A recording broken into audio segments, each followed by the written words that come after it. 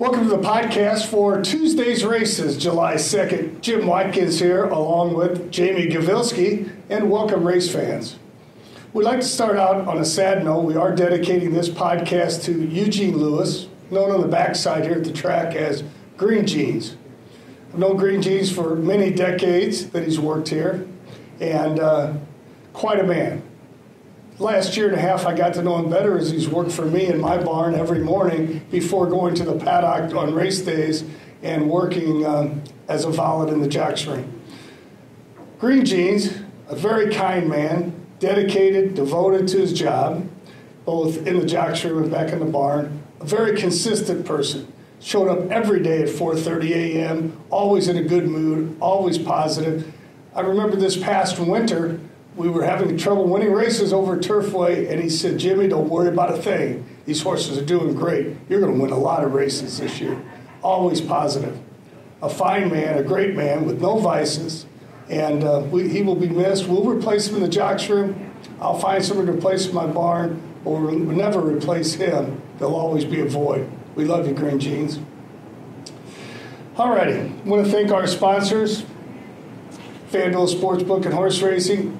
Alex for filming, thank you very much. Yes, sir. Our locally owned Taco Bell's, Columbia, Waterloo, and Troy, and the Illinois HBPA.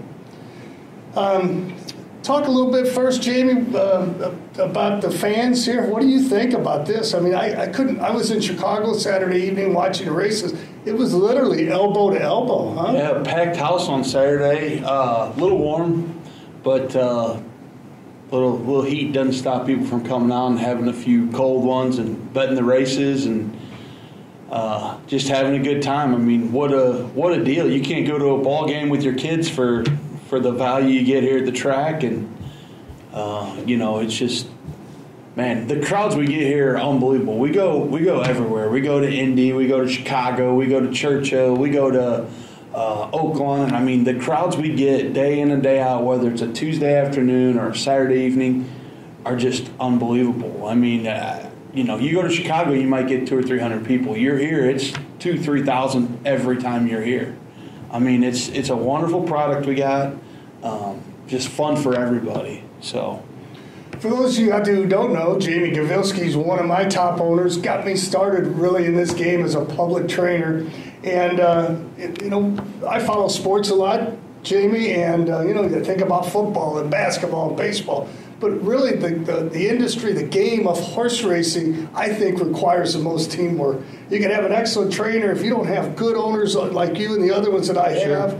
That'll purchase good horses, it doesn't matter. And I mean, if we don't have good help back at the barn, and then we get a good ride from a capable jockey, it's just everything's so tied in. I believe Barclay Tagg said it in his book on Funny Side, that you have to do 1,000 things right to win a race. You do one thing wrong and it gets you beat. So it really is a team sport. I'm very appreciative of you and all my owners, all of our workers back there that are busting their humps every day to take care of our horses, and we appreciate it, just like Green Jeans. Well, let's jump into the standings, see where we're at. There hasn't been much shakeup there. The top guys continue to be on top. Looking at the trainers, Scotty Becker, 21 wins. And Ralph Martinez nipping at his heels with 19. Gerald Butler has 12 wins in third place, and a guy named Watkins fourth with 8. A couple other trainers with 7. Steve Manley, Mike Durham. On the jockey side, pretty much the same there too. Alexander Midezu is at 35 wins. Travis Wales 21. And Rainier Arrieta 16. The Magic Juan Molina 14. Also Victor Santiago was 16. He's heating up some. So some good jockeys, good trainers at this track, some entertaining horses, great fans. You got to love it. Yeah, so, absolutely. Here we go. The first race, good card for Tuesday, July 2nd. Race number 1 is a bottom-level maiden race. And how'd you end up here? How'd you land here in race 1, Jamie Gavilski? So a lot of familiar horses in this race at this level. I went to the 3 on top, Somnus. Horse has been running at other racetracks, Tampa, Indy, Turfway Park, which the maiden, I'm going to tell you, the maiden claiming bottom there is 5, and it's a little bit better than the maiden 4 here. Then he ran over at horse went over to Indiana and ran maiden claiming 12.5, run 5th by 11.25 to a pretty decent bunch. I like the turn back in distance, going long to short. Burdess always seems to have his horses ready to roll, so I'll take the 3 on the top. The 1 finds itself in a familiar spot, been running at this $4,000 level for the last 4 or 5 races. Decent horse. I think it ran second to your horse 2 or 3 back. Finds pretty familiar foes in this spot, runs a good second in this spot. Then I went to the 7 for 3rd. You might be able to flip-flop the 7 and the 1 here. 7 was run against much tougher until last out. Dropped in for the 4,000, got beat pretty handily by 8.25. Switches to Balon. Balon and Essen Price team up, and their numbers are pretty solid together. I look for this horse to hit the board, so I'm going to go 3-1-7. How about you? That's exactly what I went with, 3-1-7. I think the 3 was keeping a little better company both at Turfway and in that 1 start over at Indiana this year. I was actually over there when Terry Burdess was purchasing these horses. He picked up 2 of them at this level. So, yeah, I think the 3 is the best horse here. Maybe 1 over the track, but, you know, the turn back and distance also should have no problem with the fitness over this deeper track. I also landed on the 1 for 2nd, Lord Zeke, Andy Callaway, Mike Durham, Travis Wales up. If you notice, there isn't a ton of speed in here. Nope. I mean, the 3 has speed, but that's going around the ground, so I don't see a ton of speed. In the 1 race, 3 races back where he laid within a couple lengths of the pace, he got a little more interested in the race and finished 2nd behind 8 May. And that was his best race. I think he's going to lay a little closer here should he break okay out of the 1 hole. And there's some horses like that. They get up into the battle a little bit, into the scrum, if you will. They get a little bit more, the competitive fire comes out in them. So I went 3-1, and I also put the 7 Drinking Tour in the 3rd spot. Eddie Essen Price dropped down to this level and showed a little more of a run. Had that little V for victory, made a nice middle move, and then flattened out at the very end. Sometimes that V for victory leads to victory the next time out. Yeah, absolutely. So we're both 3-1-7. And we want to remember, Alex helped me out with this carryover again. We have this slick pick 7, first 7 races, the thoroughbred races, and $9,800. we think it's a $9,800 carryover. I'm going to have to take a shot at it and just see if I can, if lightning strikes for me. There you go. Your old horse got me on Saturday. I had to pick 7 up to the 6th race, and your old horse, Jack Van Berg, got me. Jack Van Berg, wire to wire. That's The ghost a nice of victory. Jack Van Berg got me. I noticed that Pete Scalcione in the winter server had a sweat towel on. I didn't know Pete worked hard enough to sweat, but congratulations, Pete, on that victory with JVB, Jack Van Berg. We had him in the Watkins barn for a short time and left us and went to Oakland. Yep. Had some success down there. So, hey, let's move on to the second race. It's a fillies and mares. Now winners a 2 live 4,000 claiming. And who'd you go with here, Jamie? So I started on top with the 6, 2 Royale, Steve Manley, some guy named Steve Manley, trainer here. Looks like the horse kind of found its level at this non-2 4,000 level. Ran a pretty good second last time to Gold Oak. Santiago gets back aboard. Kind of likes to sit a little bit closer. And it looks like the races it sat closer, it's done pretty well at this level. So he's probably found his friends at this level. I look for him to find his second win. Next, I went to the 7 Heavenly Scent, Robert Pompel, Arietta up, one of the top riders here. Big class drop here out of the allowance ranks into the bottom, claiming 4,000, non-2. Horse looks all right on paper. Looks like got in between a few horses, drifted out last time, flattened the time before at the 7,500 level, but probably finds the right level right here for 4,000. And then I went to the 3, Butler, with one of your other owners, Basler. Gets the top rider in Alexander Bendezu. Another one that's probably running at the right level. He's run second here and a 4th here. Comes out of the same race as 2 Royale. I went with the 6, 7, 3 in this spot. How about you? Pretty close. I went 6-3-1. I think 2 Royal wins this. Scotty noted that there was an addition of blinkers last time, the run-out blinker for 2 Royal. Steve was going to that. Seemed to help out a little bit. He's 5 out of 6 in the money here at FanDuel with a win in 3 seconds. At this level, mighty tough except for the race where he got out. Victor keeps him out on him here. I think the 6 will prove tough to beat. I think it's a nice exacta bet here, the 6-3. You're going to the top rider and Alexander Bedezu, although Uriel Lopez getting off, and he's been riding pretty strong here lately. But you get the top rider, hot rider, and Bedezu on Dragonfly Kisses. So 2 Royal, Dragonfly Kisses, and I threw the 1 in for third. She's just been keeping a little better company in Oklahoma and Texas. Yeah. And comes here with Mike Durham. He picks up a lot of his horses from the Oklahoma area, that region down there, Oklahoma and Texas, brings them here and does really well. So 6, 3, 1, really like that exacta there. Yeah. All right, race 3. Before we hit that race 3, let's talk about our sponsors again. Alex, as always, thank you for being here and taping this and doing the editing. We know there's a lot of editing when I'm on here. And how are the hits going? I know Gavilski was a superstar when he was here, and the numbers seem to drop when I'm on board. But maybe this could be, let's see how we did last week with Jimmy Jr. And we didn't have racing, so let's take a look. And let's see. Such a stellar internet connection here.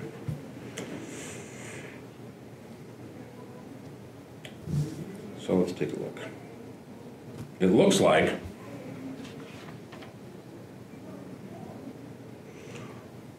so you and Junior 234 hits. Look at that. Go. 234 hits, which is pretty impressive. I want to say that, unfortunately, not fortunately, but I think you may have eclipsed Jamie Koveski. Seems like the No, I take that back. The Young Bucks. Junior and Jamie still stand tall at 310 views. Well, it seems as though the common denominator is Jimmy Jr., little Jimmy, if you will. Yeah, I think so. Son of a gun. Now we know. I'm out of another job. Pumping the views up. So thank you, FanDuel Sportsbook and Horse Racing, Alex. Thank you, Taco Bell, John Maroney, and thanks to our Illinois HBPA Horsemen Helping Horsemen. Race 3 is a bottom level, 2 live 4,000 for the boys. A decent size field here. Where'd you go with here, Jamie? 9-horse field. Yeah. So first I went to the 5. Rhonda Thurman, Javier Diego up. It's a Thurman family affair here. The Thurmans own the horse. Rhonda trains.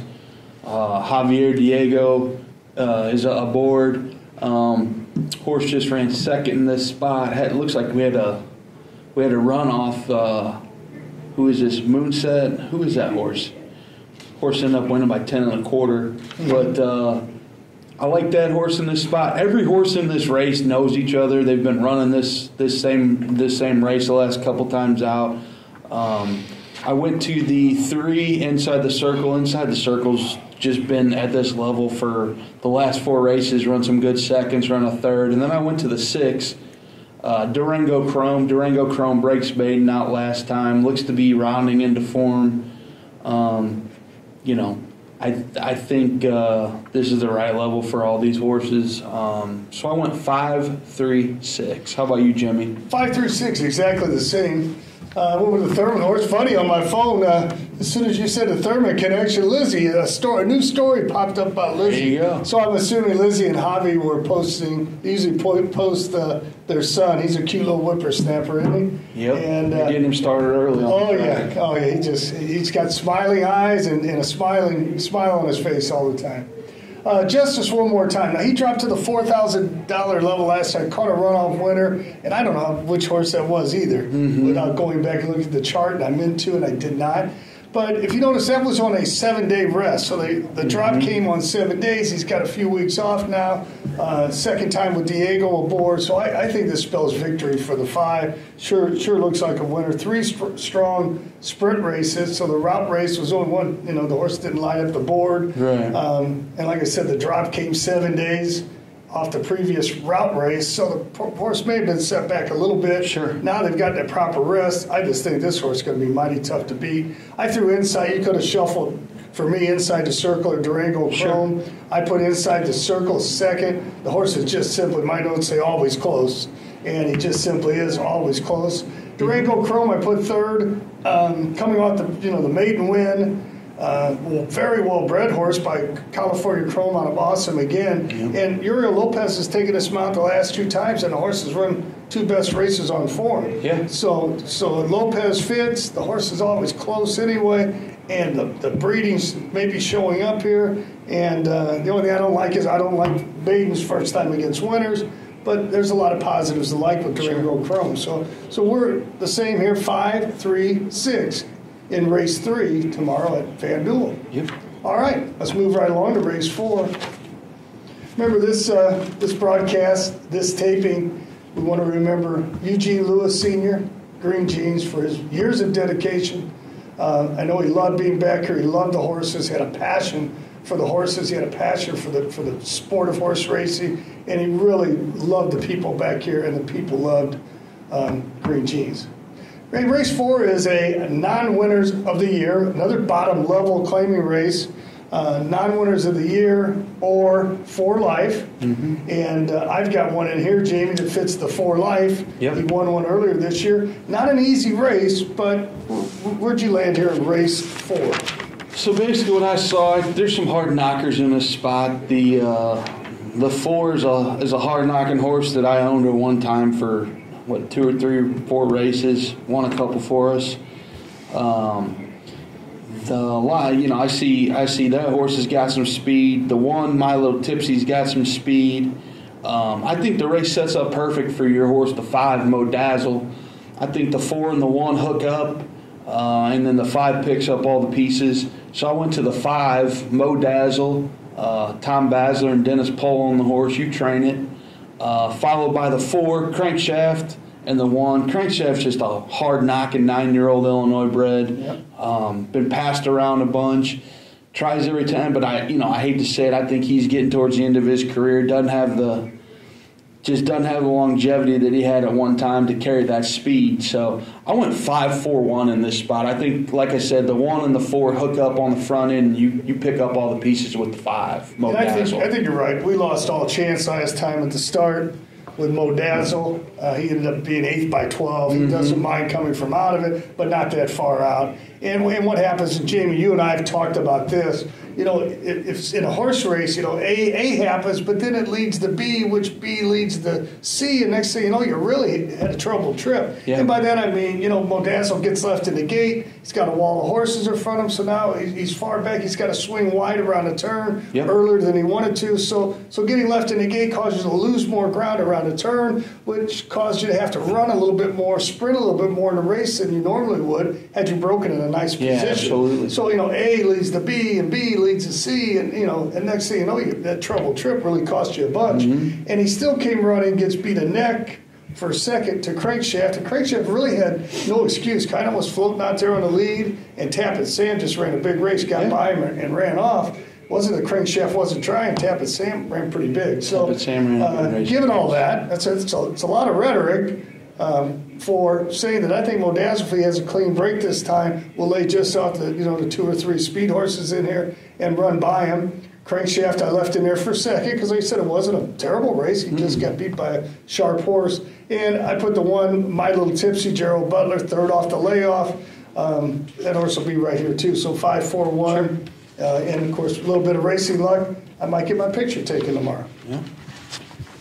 All right, race 5. Race 5 of Fillies and Mares, non-winners of 3 races for $4,000. And I kind of like the 5 horse here, Jamie. I'll go ahead and go first. I went with the Scotty Becker, Chuck Ritter, Scotty Becker trained Wildwood Galley. And Wildwood Galley's having a nice year. She's got a win in 2 seconds from 3 starts, 9,600, all with Bendezu. The last 2 at this level after winning a 2 life for 75. Scotty kind of priced her a little bit, put her down where he thought she belonged. She's been competitive in the 3 life spot for $4,000. Bendezu, Ritter, Becker, a close horse. enough for me to bet this one and use it in my Slick Pick 7. I'm all over that Slick Pick 7 now. And then the second choice is the dropper that I went with, Jamaican Traffic, Max Quinonez's barn. Gene Sandrowski back there takes care of this horse for him. Gene's the owner. And this horse's running is much better this year. You know, look at Blame Terry, Cantu, Angel Express. I mean, just some tough horses. And now they're putting, just couldn't quite get up there and be competitive enough. So now they're taking a plunge with this horse. And I don't think there's any reason they're taking it except they're just not getting any production at that higher level. So Jamaican Traffic ought to be mighty tough. And I think if we'll give Scotty's horse all she wants. Sure. 5-4, and Holly's Rainbow is who I threw in third. Holly's Rainbow is always close. Harold Moser, an old veteran trainer, and a lot of speed, will be there from start to finish. And I think hangs around and picks up the third spot. Yeah. Jamie, where'd you go here? Yeah, I went with the 5, Wildwood Galley. Been running at this level, been right there. Probably gets the win tomorrow. I do like Holly's Rainbow. Holly's Rainbow is a consistent type. Been there the last 6-7 times in this spot. Very consistent. Top 2, top 3. I do like the dropper a little bit. I will say that barn, Quinones' numbers are off this year. He's not won as many races, and those guys like to win. So he's going to drop in, and they're going to try to get the win here. And I'd say 6-1. If this horse is anywhere around 6-7-1, I'm betting my money on this horse just to get a price. I mean, I think Scotty's horse will end up going off big favorite. Anytime you get those connections, top rider, top owner, top trainer, it catches all the money here at Fairmont. But I'm with you. I like the 5-4-1, and like I said, if the 4 is 6-7-1 in that realm, I'm betting that horse across the board. Just for the value, so much value not to take advantage of. So 5-4-1 in that spot. And I'm 5-4-2 in the 5th race. All right, now don't forget, we have 2 more thoroughbred races to look at, but the 8th race is a quarter horse race. We have 3 this year, and I always like these quarter horse races. It's a different look. The fans like it. We get a good crowd out here. I always get to see my buddy Roman Cruz, who really rides more quarter horses, but he rode for me here a lot a few years ago. What a nice young man, a hard worker, and he's riding It's the Whiskey, who I kind of like in that it's a quarter fan horse favorite race. here So at Fairmont. The Slick Pick 7's on the first 7 thoroughbred races, and then we have the 8th race, a bonus for you, 8 races tomorrow, that being a quarter horse race, and those are always fun to watch. And we usually get a good crowd out for that, I know that. Yeah. Okay, race 6, I have another horse in here, and I always seem to pick my horses to win. I don't know what it is. But by golly, I'm picking Dennis's Pride here. Yeah. This is a different horse this year. He bounced a little bit the second start, but you look at that first start off the longer layoff, the 5-month layoff, ran off the screen by 4.5 and did it pretty easily. Came back and for some reason just didn't quite have it and got passed by the 7 horse, Mama's Fire. And then came back and ran another huge race last time, just winning wire to wire and kind of doing it as he pleased. So, I'm assuming if he runs that race back, that big number from the first start or the third start, he'll be mighty tough to beat. There's a little bit of speed to press him, but not a lot. I mean, I think he's going to be out on the front, and they're going to have to just run to catch him. Yep. Now, the second horse I put in was that one I mentioned, Mama's Fire, from the Robert Pompel barn, and that one did beat Dennis's Pride on May 28th, and when I thought Dennis's Pride bounced a little bit, and then this horse came back and didn't run quite as good second start. So now Mama's Fire's on that race pattern, where it's his third start off the layoff, and he probably fires a big one. So I really like 6 Dennis's Pride, 7 Mama's Fire, and then I also threw in Expressor. Expressor, I believe, was my best bet down back in April when it won here. Came back and ran a nice second. Kind of ran a stinker on the mud last time, but I'm expecting the horse to bounce back, and I'm a little bit afraid of the bottom horse, the 8 Expressor. But I went 6, 7, 8, Dennis's Pride on top from the Watkins stable, Mama's Fire, and Expressor. Expressor is also from the Max Quinonez barn. Who'd you go with her? You know, I like the 6. I think the 6 is rounded into form this year. It looks like he gave this horse a little break, 5-6 month break. Of course, the horse is named after longtime Fairmount Park horseman and Mountaineer horseman Dennis Bierman. Horse has been in great form this year. I think you're right. I think they're going to have to catch this horse. I think there's a little bit of speed in the race, but not like the speed that this 6 possesses. I do like the 8 a little bit. Expressor had a horse 2 back that beat this horse. This horse made the lead and just kind of got beat by a better horse. But I think he'll be out there close to the lead with Dennis's Pride. I just don't know if he's as good as Dennis's Pride. And then I threw the 4 in after my brother. Scott Ryman's horse, Eddie Essenprice trains. I can't say I know anything much about the jockey, Rashawn Blanche. I know he's new here this year, so I can't give any insight as to that. But I know these guys do a great job with their horses. Horse hasn't really fired on its first 3 tries this time. I look for it to run a big one, 4th out. Had some nice races at the end of last year. But I definitely look for him to run a big one, 4th out. So I went 6-8-4 in this spot. So that's where I'm at. Rashawn Blanche is a 7-pound bug boy. He's Rocco Bowen, who's been ridden around the Illinois circuit. It's his nephew. Okay. He's a nice young man, a hard-working young man. And he's doing pretty well. He's won 12 races this year out of 164 starts. I think he'll move this horse up a little bit. Aggressive ride. Victor Bale is an excellent rider, but he can be a little patient. You know, the change of riders may shake him up. This is not an easy race by any means. The one thing I do like about it is there's not a ton of speed, which plays to my favor. Sure. But I picked after my brother last time, and I thought he'd go off at long odds, and he ended up going off nearly the favorite at less than 2-1, and just couldn't quite get there at the end. He was like second, was waiting for him to go by and win it. Next thing you know, he got passed right at the wire. It was a 4-horse photo for a second. So anyway, he ran a nice race. So you had to be a little afraid of him. I went 6, 7, 8, and you went 5, 4. No, I went 6. I went 6, 8, 4. 6, 8, 4. That's right. Yep. All right, we got it. All right, 7th and last race, and I'm going to let you start here because I have a feeling I know where you're going to go here. I think you have a horse in this race, in race 7, the last one we're going to look at. And who'd you go with, Jamie? Yeah, so this is an allowance optional claiming $10,000 for the fillies and the mares. Purses 16 grand. I went to the 3, Frost Declare. Shocker. Who owns that? Oh, Lars J. Gavilski, Dennis Pohl, and Keith Rowe. And I liked this horse 2 years ago when we bought it in January at the sale. Can I tell that story? You can tell the story. So we were looking at I love going to the January sale, especially the last couple days. What Jamie and I noticed, we're looking at the books from the first 2 days of the sale to the last 2 days, and we're saying, hey, wait a second, these horses on day 1 and 2 are going for 20, 25, 30,000, and very similar horses on the 3rd and 4th day are going for 2,500 or 5,000, or we bought one last year for 7,000, and it's those horses on day 1 or 2 would go for 3 times the money. So we started going down and buying a little bit. Well, here came an Illinois foal, 2-year-old turning 3. Is that right? Yeah, absolutely. 2-year-old turning 3, and we said we got to take a look at her. And I looked at her in the morning. I was down at the sale. Jamie and I talked several times that day, and he said, "Well, what do you think of her?" I said, "Well, she sure looks the part.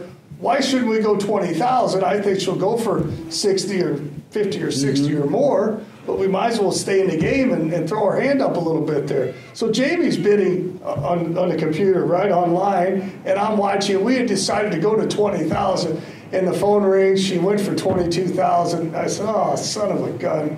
And I answered the phone. I said, "Boy, we almost got her." He said, "What do you mean almost? We did get her. I went to 22." So it was a heck of a buy. She made 80,000.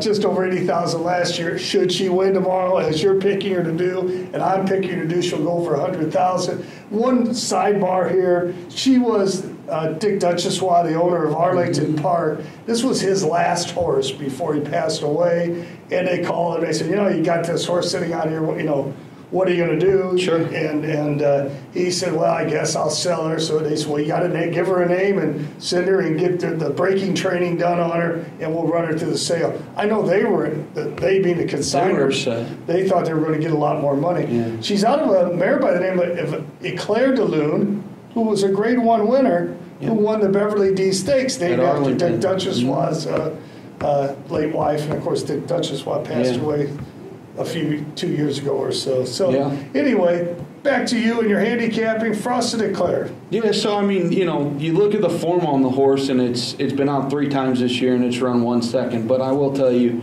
probably oversaid the first time out it ran. It needed a race in that spot at Hawthorne. The second time draws into a field that you catch Wildwood by, who's probably a $500,000 mare.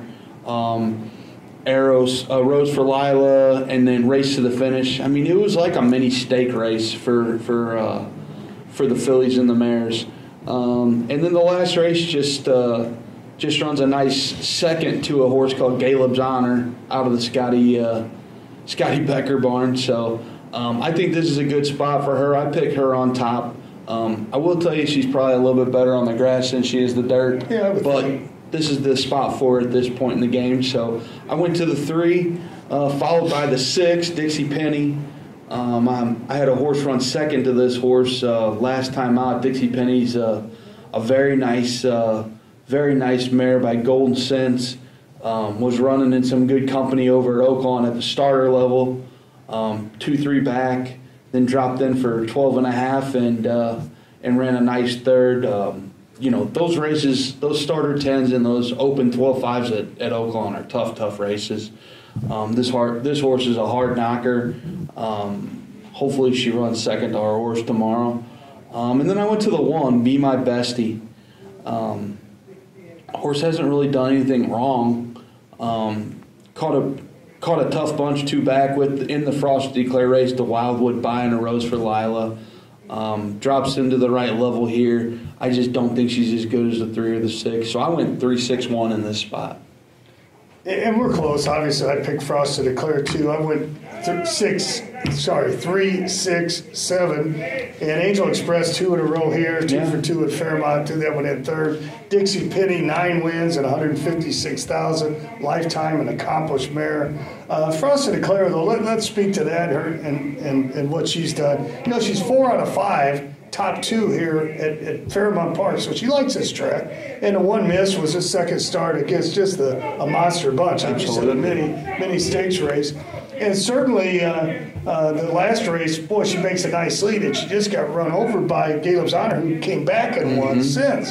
So we got somebody cheering for one. They cheer for us or their horse out there. That's what you gotta love about horse racing. You gotta love the passion. Yes. He doesn't seem to still be cheering. No, he sat down pretty quick. Yeah, I think he came up and missed it by that much. Anyway, you got to love the passion of horse players. But Frosted Eclair, boy, this just smells like a big effort to me, too. That's a real nice second. And, it looks like in that mini stakes race, 2 back, that she got run over the top. Those 2 horses were just rolling. Yeah. Rose for Lila is a monster. That the only mare that could beat her around here was Go Manny Go last year. Yep. She's a very nice mare. Wildwood buys just a monster stakes horse, a $500,000 horse. So that wasn't a terrible effort. And neither was the last one. And Caleb's Honor shows that it comes back right back. So I picked Frosted Eclair because I think she's a winner. I think she's the best horse in here, and she's our horse. So what the hell? We don't like her. The late double, thoroughbred double, 6-3. The Watkins double. The Watkins double. Why not a 3 for 3 Watkins Day? Remember, there's 7 thoroughbred races though, and the 8th race is the quarter horse race. So come on out tomorrow, and don't forget our sponsors. If you get a chance, well, come out here and support FanDuel Sportsbook and horse racing. Don't forget Watkins and his Illinois HBPA. But if you get a chance, stop by and have a taco or 2 at Columbia, Waterloo, or Troy, especially here on the east side, John Baroni's. Thank you, John. Thank you, Melissa and Alex, for supporting us. And Jamie, any closing comments? I think you covered it all. Well, we are going to we're going to miss Eugene Lewis, Green Jeans. We dedicated this broadcast, this filming to him. What a great guy. I am still a little numb to his passing, I was in the barn this morning quite early before I drove to Indiana and back today. So I've had a pretty full day already. I've talked to you today. But when I was in there, just it seemed pretty odd at 4:30, 4:45 this morning to not see Green Jeans in there walking horses and conversing with both people and animal, which he'd do both. And he's going to be missed. So thank you very much. We're signing out. See you tomorrow. Have a great day. We believe the weather's going to cooperate. Low 90s, so we should be all right weather-wise. We did have to cancel last Tuesday. We did that for the safety of the horses and the handlers. And we're looking forward to a great day tomorrow. Yep. Thank you very much. Jamie Gavilski, thank you for being here. Alex Bono, thank you for taping. And see if you can pretty me up a little bit on the filter. Yeah. Thank you, guys.